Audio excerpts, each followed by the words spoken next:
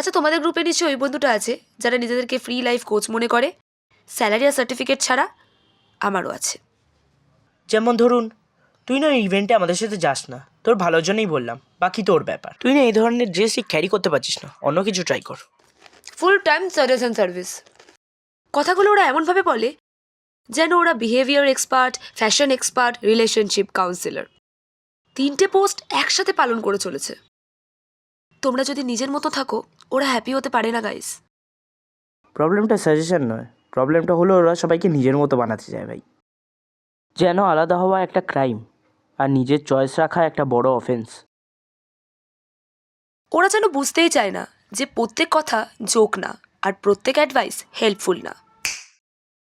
আর সব সাজেশনই কেয়ার হয় না, আর যখন আমরা বলি যে আমরা নিজের মতো থাকতে চাই, আমি তো তোর ভালোর জন্যই বলছিলাম।